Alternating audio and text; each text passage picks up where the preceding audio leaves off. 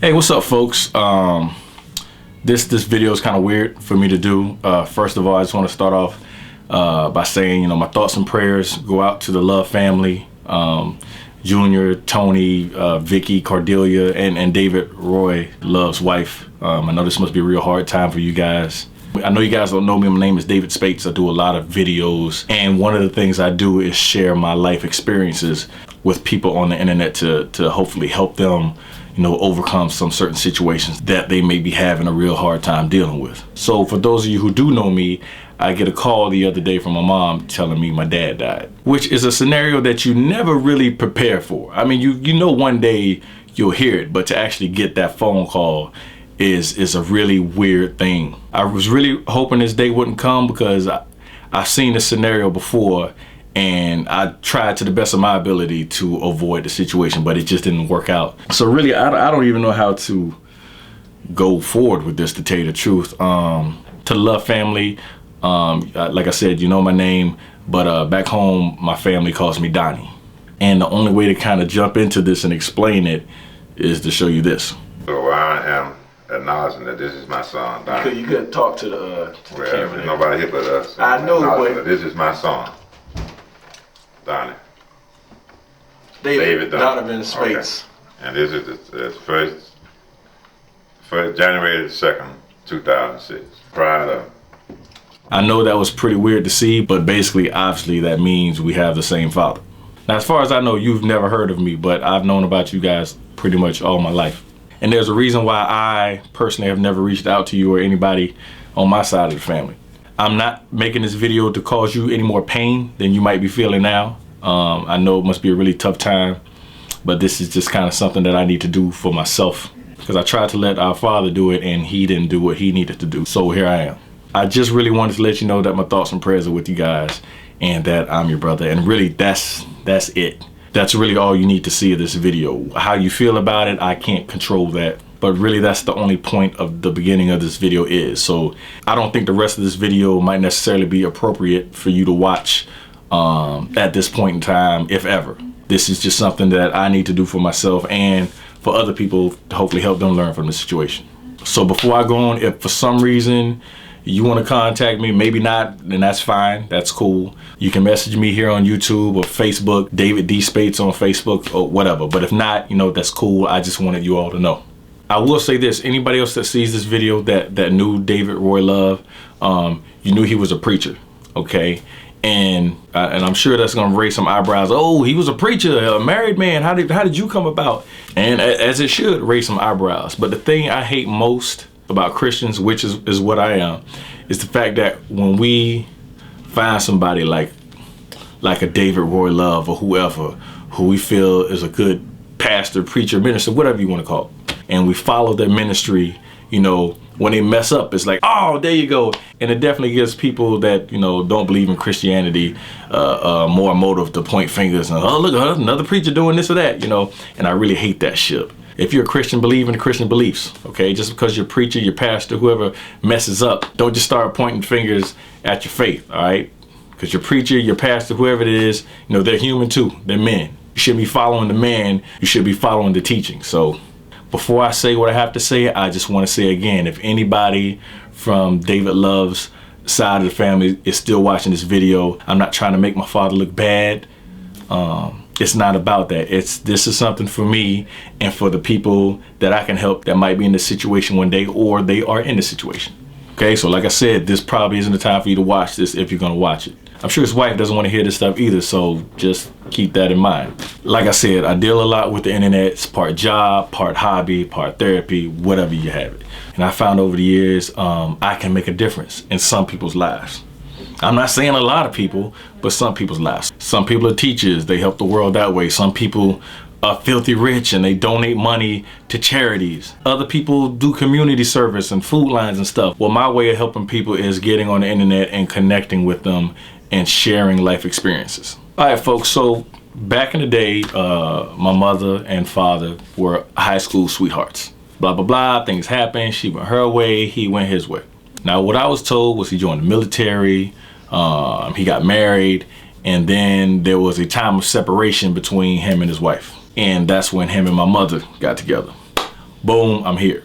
I know some of you saying, dang, Dave, getting kind of personal. You're telling your family business and all that stuff. And you know what? You were right to some degree, but this is also my business. And if I can help some of y'all from feeling the way I felt, growing up, fudge it, I'll do it. Like I said, at this period in my life, I've been through a lot. And the experiences that I've had in the past are nothing to be ashamed of. At the time, a lot of things I felt ashamed of, but as an adult with a wife and a child, I know that's life. And I wish I had someone to talk to me then and tell me about certain things and life experiences so I could have been able to deal with them better. And some of you in the position that I was in, I didn't have a father figure that I could talk to like that. I had a stepfather, but our relationship was really rough. We're cool now in my adult age, like after, 30, me and him became cool, but it was rough.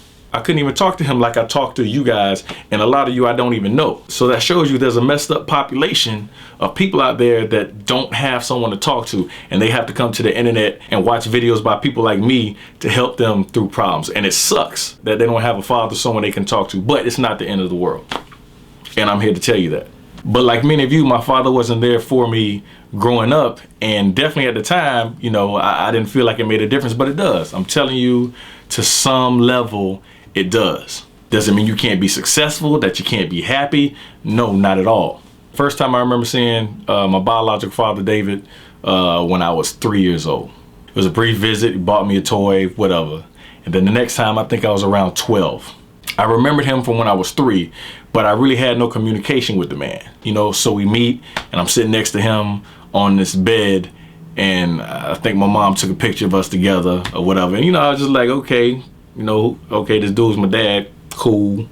But what the fudge does a 12-year-old, say to some dude that he's only seen once in his life? Unless he's talking about He-Man, G.I. Joe, or Transformers, there's really not much conversation you're going to have with a 13-year-old at that time. But I remember when I was 16 looking at that picture of me and him sitting on the bed, like I tripped out for a second, like, yo, because we both sat the same. We both had like this kind of hunched over, sitting on the bed posture, and I was like, holy crap, that's some hereditary shit. Because growing up, my mom used to always say, you walk just like your daddy. And then to see that picture where, I'm not even paying attention to him and I'm sitting the exact same way he is was kind of freaky to see. The next time I saw him, I was like 18 in a house in Florida. And 18, you're older, you start thinking about things. And I'm like, yo, why wasn't this dude around at all? Like I've seen him 3 times in my entire life, sent me some pictures of his family. Looks like they're doing well. Meanwhile, we're struggling at home. Like, what's the deal with that? Why are you showing me this stuff? Now I understand it was his way of at least trying to, make me feel connected, I guess, in some way. But as an 18-year-old growing up, in a harsher environment, thoughts start going through your head. You're 18 years old, Now, my mother and stepfather did all they could to provide for me. My stepfather at the time, he just didn't have the tools to show love in a positive manner at that time. Just didn't have the tools. Didn't mean he didn't love me. I didn't understand it then. But now as an adult with my own child, I understand the things that he went through, and now understand the things he did was his way of showing me how much he loved me. He put food on my table, clothes on my back, roof over my head, but he just wasn't skilled in the emotional aspect whatsoever. Now, like I said, don't get me wrong, my stepfather, I love him to death now because I understand more now. I'm not gonna lie, I hated him for it because I just didn't have that positive father figure role model. And then I get these pictures from this guy who's my real dad, and everybody's happy in the family and whatnot. And this shit, it plays on you, plays on your mind. He sends me pictures telling me, oh, so-and-so's in college, so-and-so's a state trooper, this person's working to be a doctor or something. And you're happy for him. I'm happy for anybody succeeding, but at the same time, it's like, what, you trying to rub the shit in my face? Sending me pictures of the family next to the RV, you go on trips or whatever. It's like, as a kid, it's like, what's that about? And don't get me wrong, I totally understand that wasn't what he was doing. But as a young kid, you don't know these things yet. And this is where my issues with my father come about. So when we're meeting when we're 18, I've got all these questions for him, over the years. I've been thinking about this stuff. And it's like, yo, why haven't you told your family about me? Like, what's wrong with me? And then you get the, well, it's complicated. I'm married and blah, blah, blah. I'm not sure at the time if he was preaching or getting ready to become a preacher or something like that. So, and as an adult, like, I totally understand as an adult, how the fudge do you tell your wife of, I don't know how many years. Your other 4 or 5 kids, I don't even know how many kids. How many brothers and sisters do I have? 4 or 5? I forget. How do you tell your kids who are pretty much grown? That must be some really tough shit to do. I couldn't imagine, you know, having that amount of pressure on you. And then you've kept a secret for 18 years. You know, that's like, how do you even enjoy life?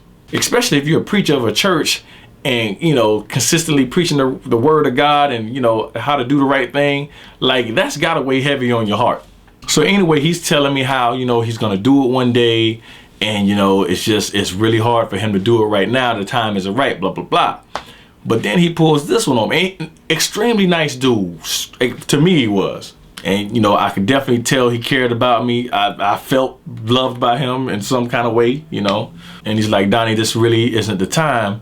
But if you really want me to do it, you know, right now, I'll do it. But it's probably going to mess up, you know, my marriage, my family, you know, blah, blah, blah. And it's like, how do you put that pressure, you know, on an 18-year-old kid? I was 18 years old, man. Like, you feel like, oh, shoot, it's all on me. Now, I'm looking at it at 18 like, okay, he ain't been around this long. I'm 18, I feel like I'm grown, you know? Like, he hasn't been around this long, so yeah, I mean, I guess there's really not that much of a point. You know, why mess up his thing? You know, that's my dad. I like him. Seems like a nice guy. You know, why would I mess up, you know, his life if I've gotten this far without him? You know, obviously I'm gonna be fine without him. So, all right, man, okay, nah, don't tell him now. You know, tell him when you're ready, you know, that kind of thing, right? And I was fine with it then, you know? But like I said, as time goes by, you get older. You know, eventually you do become a man. And I started thinking, you know, and those thoughts keep coming back in your mind like, yo, why wouldn't you tell somebody about me? I'm a great motherfucking young man. People love me, but yet my own father won't acknowledge me? Like, that starts messing with you on some level. I wasn't one of those guys, oh, my daddy don't, you know, I'm just not that kind of dude. I'm not that kind of kid. A lot of growing up was not at the house. It was out on the street, hanging with the people I hung with and doing the things I did, which definitely made me a stronger person. My mom definitely gave me guidance to stay out of trouble. But, you know, a lot of lessons I learned were, you know, just, hey, the school of hard knocks, which really sucks when I could have had a father that could have helped me on those roads, like a lot of you. So anyway, you know, from time to time, those thoughts creep up in your mind. I get a phone call from him every now and then. Sometimes he'll send me $100 here, $100 there, whatever, you know. As I got older, you know, we talked a little more frequently, maybe a couple of times a year. So next thing you know, I move out to Cali. I'm a young man in my 20s going through some shit in California. LA, culture shock, just meeting all kinds of messed up people and going through stuff. I'm homeless in my car for months. Now, nobody back home knew like I was living in my car and stuff. I ain't want my moms to worry, that kind of thing. You know, it's just something I had to go through and that I'd figure out on my own. But it would have been nice if I could have had somebody I could have talked to about something like that, what I was going through, or gotten some help. I know my son, when he gets older, if he's going through some stuff, he better not ever live in his car. He can call me up and say, Dad, I need some help. Because I'll be there for him. I could never call my father. He could call me. But if I called him, he'd never pick up the phone. Maybe he was at home in bed watching TV with his wife. You know, who knows? But I've never been able to call him and he picked up the phone. If I left a message, I might get a call a month later, 2 months later, a year later, who knows? Let me tell you something. When you are homeless, you have a lot of time to think about stuff. And one of the things that kept popping up was my relationship with my father, if that's what you want to call it. So we're talking on the phone one day. I let him know I'm kind of irritated. I'm 20-something years old, and when I want to talk to my father, I can leave a voice message, and maybe he'll call me back in a month or not. And it doesn't fly with me. I don't want a toy. I don't want you to send me $100. I don't want nothing from you but to have the ability to talk to my motherfucking father when I felt like it. Your son is going through some shit, and all he wants to do is be able to call his father and talk to him about it. That's it. So as I'm talking about this year, you might see me start getting a little irritated, maybe a little angry, because I knew this motherfucking situation was going to happen. And as much as I loved him, which I did because he was my dad, still, it kind of pisses me off that you took the cowardly way out. I'm not saying it would have been any easier for me, but I'm calling it like it is. So anyway, I'm telling him as a young man how it's starting to bother me. How if I had a son, I'd be proud and I wouldn't be trying to hide him. Then, of course, he gives me the story again, how, you know, it's complicated. Donnie, I have a wife, you know, another family. And I get it. I understand it. But now it's becoming, hey, this wasn't my choice. You did this. And to tell you the truth, we talk so infrequently you know, I didn't really think about him a lot. Every time he called me, then I couldn't help but think of the dude. So at this time, he's kind of playing with my emotions as a young man. So anyway, time goes by, get my life on track. I met a real special lady who is now my wife.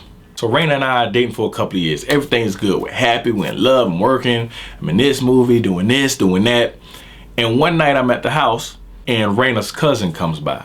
He was older than I was. He was in his 30s, you know, grown man, and came in just boo-hooing. So, you know, me, I was like, oh, okay, I'm gonna exit stage left. You know, didn't want to be around that. I didn't really know the dude very well. It's Raina's cousin. So they're sitting down or whatever, they're talking, and come to find out that his father died. And he went to the funeral, and his father had a whole nother family that didn't know about him. And needless to say, it was real uncomfortable. Okay, he wasn't received well at all. And imagine, so they're already going through grief, and you throw this on top of it. You know, that ship is not a recipe for greatness. So as he's telling the story, I'm like, ain't this some shit? This is like, to me, this is like a prophecy. I'm in the same situation. I'm not trying to have that happen to me. I've already seen this movie. I know how it's gonna end. No es bueno. So right then I said, nah, this ship isn't gonna happen to me. No. I've got 4 or 5 brothers and sisters or whatever. I'm not gonna show up at a funeral and they beat my anus. Because folks, black people get crazy at funerals, in case you didn't know. Next time I talk to my father, I'm like, hey, look, this is what happened. I don't want that happening to me. No, it's okay. That's not gonna happen to you. I'm gonna tell him, you know, I just need some time. Well, how much time do you need? It's been 20-something years, motherfucker. How much time do you need? I'm gonna tell him soon. Okay, all right, cool, okay. I'm gonna let you do it your way. I'm not trying to put you on blast in front of everybody. Time goes by, I'm taking my wife home to Florida to hang out with the family, okay? We're making a stop to see a friend in Atlanta. I think me and Raina are engaged, and my father finds out and says, hey, I would love to meet your future wife. Okay, cool. We meet in Atlanta. And you know, and now I'm older. I'm officially a man. And I know a lot about how man works. And I realized, okay, my dad's been telling me the same thing for years. And like I said, I already know how this movie ends, okay? I'm not gonna pop up at his funeral talking about, hey, I'm your brother. That's not gonna work. So in Atlanta, we're all kicking it. We're having a good time. You know, he liked Raina. Raina was digging him. It was cool. But something in the back of my mind said, you know what? You need proof. And that's why I needed to have that clip in the beginning of the video. So, you know, when my other family members saw it, they wasn't thinking I was just some nutball, you know, showing up saying, oh, that's my daddy. Because in the back of my mind, I knew he wasn't going to do what he was supposed to do. And I wasn't going to show up in the funeral, have the same thing happen to me that happened to the other guy, and have people think, oh, why is he showing up now? What does he want? That's not for me. That's just not for me. So next thing you know, Raina and I were married for a year, maybe 2 years, and we decided we want to have a baby. And when that decision comes, like there's a lot that goes into it when you decide to have a baby. A lot of y'all don't know about the whole decision making and about having a baby. And that's fine, because if all of y'all did, I wouldn't be here, obviously. But there's a lot that comes into play when you decide to have a child. And when I talked to my father right before we were gonna practice having a baby, yes, there was lots of practice involved. Want to make sure we did it right. Listen, I'm not the only one who grew up without a father being there. I know lots of people who have. But the difference between them and me is the ones I knew, number one, their father acknowledged the fact that they had them. And the ones that didn't, the father didn't keep calling them. See, that was my issue. I wouldn't have a problem if my father just denied me, never had anything to do with me. That's one thing. I could just be like, oh, okay, you ain't this whole whatever, deadbeat dad, whatever. I don't have a problem with that. But my father was someone who said that he loved me, obviously made efforts to keep in contact with me. But at the same time, I said you instead of he. That's because in a way, this shit is therapy for me. Like, I'm getting this out because I can't talk to him now because he's dead. And sometimes, folks, you need to do shit like that. You need to just get it out. Because after this, I'm good. The problem I had was the fact that he would not acknowledge me to his family. It made me feel to a certain degree like, hey, I wasn't good enough. As a younger person, that is. That thought definitely popped up every now and then. I might think and be like, man, get the fudge out of here. But the thought did still pop up in the head. And I don't want any of you who are going through something like this to feel like that, because it's not your fault. Not at all. You had nothing to do with the decision to bring you about or the decision to handle the situation that your mother or father is doing. So that's the main thing I want to tell you. Trust me. Throw those thoughts out of your mind. If they come, that's fine, that's natural, but throw them right back out. It has nothing to do with you. It is not your fault whatsoever. So the issue I was having as an adult, realizing all these years, was like, listen, man, you've been telling me for years, you're going to tell him, you're going to tell him, you're going to tell him. And I've letting you know how much it has started to bother me over the years, and you keep saying the same thing. Fool me once, shame on you. Fool me 2, 3, 4, 5, 6, 7, 8, 9 motherfucking times like you've been doing, shame on me. So I told him that, look, Dad, look, I can't imagine how hard this must be for you, okay, to have to do something like this. Because now you're 30 years into the marriage or whatever, or more, because I'm the youngest. I don't even know how old my older brothers or sisters are, so I don't even know how many years he's been married, at least 30, something like that. I can't imagine how hard that has to be to try to pull that out of your hat, you know, and tell your wife, your kids, and then your whole church and all that stuff. I mean, I couldn't even imagine that kind of pressure. Once again, not my motherfucking fault. You got to get your life straight. So I tell him, listen, you know, I'm married, I'm about to have a kid, and I'm done. Right? This is no more games. I'm a grown man about to start my own family. No more games, Pop. No more games. I'm not saying I don't want to talk to you. I would love to have a good open relationship with you and with your grandchild, but don't call me anymore until you straighten that out, until you've told your family about me, because it's disrespectful for me. And if you don't tell them about me, then there's no way they're gonna know about my son. You can treat me like shit if you want, that's fine, but not my son. So he's like, I promise I will tell them before you have a child. We had that conversation before Raina was even pregnant. My son is 4 years old now, and my dad just died. The shit never happened, folks. And that was the main thing that bothered me, whether it was through me in some kind of way, which it probably was, but the fact that, yo, I'm so proud of my son, I show that motherfucker off anytime I can. And for you, my dad, to not feel that way about me, I have a problem with that. I couldn't imagine denying my son and keeping him a secret from people. I couldn't do it. I just couldn't do it. And the shit pissed me off. So when I found out the other day that my dad had died, it was strange, cause I loved him. We were cool, but we weren't close. I haven't talked to the man in the last 4 years. And before that, it was sporadically. But all that was on him. My wife is pissed off because she feels like he got a get out of jail free card because, you know, he got to go to his grave with his big secret. If that's the case. Whether he told a couple of people, I don't know. But as far as I know, none of his family knew. Once again, I loved my dad to the degree that I could, but it was a real cowardly thing he did. And anybody in that situation, it is not your fault. I want you to just understand that that is a messed up thing that that person is doing. It's not you. So you got to make the best of the situation and just go about and live your life. Because that's what I did for the most part. I had my little ups and downs talking with him. But man, I'm happy. You know, beautiful family and love. We've been together, 13 years. I could be off a year or two. Don't tell her. But I've made the most out of my life. You know, I'm successful in the things I'm doing and I'm happy. And I don't know if he was truly happy holding that kind of guilt on his shoulders. And that's not my problem. I gave him every opportunity. The door was always open. I was never one of those guys on an ABC special. Don't ever talk to me again, Dad. I wasn't that dude. You know, the door was always open for him to do the right thing and you know, be a part of this loving family also. But, you know, that was the route he chose. And I don't feel guilty about it at all. And neither should you. So, man, that's it. It's a long end, this video, but that's all I want to say. If you're in that situation, it's a messed up situation.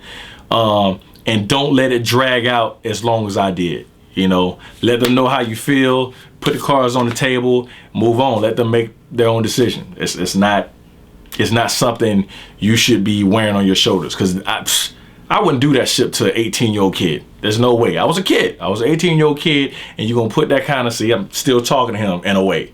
You put that kind of weight, that decision on me, and that's not right. It's not right for a grown man to do something like that, especially a father to a son. So, hey, it is what it is. It was what it was. You know, hope he's in heaven having a good time. And I'm just going to keep enjoying my life. And hopefully, I don't know, hopefully it helps some of you understand the situation you're going through. and can help you to just overcome it and just do your thing, be you, and live life to your fullest. I'm David Spates. Talk to you later.